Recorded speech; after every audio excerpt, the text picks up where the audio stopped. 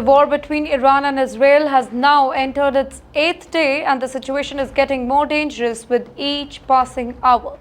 Both countries are attacking each other with the missiles, and the violence is spreading to major cities and even the hospitals. So let's break down what's happening in very simple terms so you can understand the conflict, why it started, and what the world is worried about. Well, it all began on June 13 when Israel carried out a massive airstrike on Iran. The targets were not just military bases but also nuclear facilities, some of which are said to be one of the most peaceful purposes by Iran. Now, these airstrikes reportedly killed several senior Iranian military commanders and scientists. That attack opened the gates of the full-blown conflict. By the way, Iran quickly responded. It launched missiles and drones at Israeli cities. Since then, both sides have continued to hit back one after the other. Israel has bombed multiple sites inside Iran, including those suspected of being involved in nuclear development. In return, Iran has been firing missiles deep into Israel, and these strikes have caused serious injuries and damage. Most recently, Iran launched another round of missile attacks on Friday, targeting the southern Israeli city of Beersheba for the second day in a row. The missiles reportedly hit near a hospital named Soroka Hospital, which has already been damaged in an earlier strike on Thursday. On the very same day, another Iranian missile hit a residential building in Tel Aviv, causing chaos and panic. So far, about 270 people have been injured in Israel because of these Iranian attacks.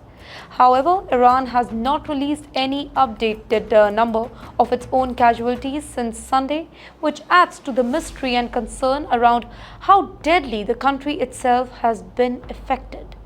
On Thursday, one of Iran's top nuclear officials, Mohammad Islami, made an important statement.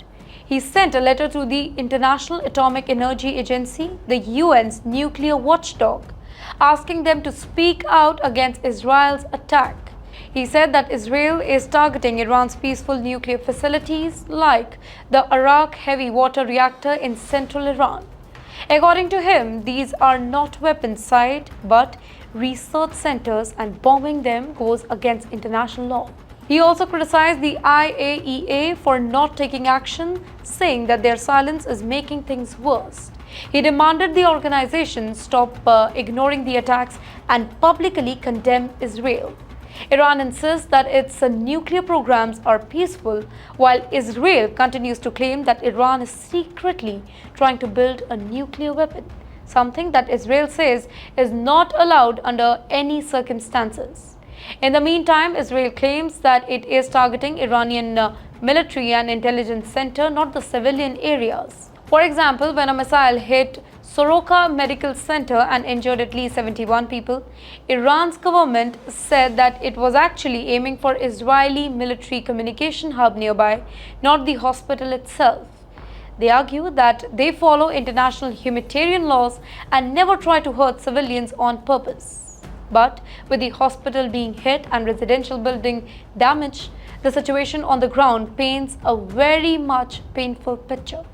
People are scared, cities are being evacuated, and global powers are watching closely. Countries like India, Japan, and Australia have already started evacuating their citizens from the region. Many embassies are shutting down operations temporarily due to the safety concerns. Now, this conflict is no longer just about military targets.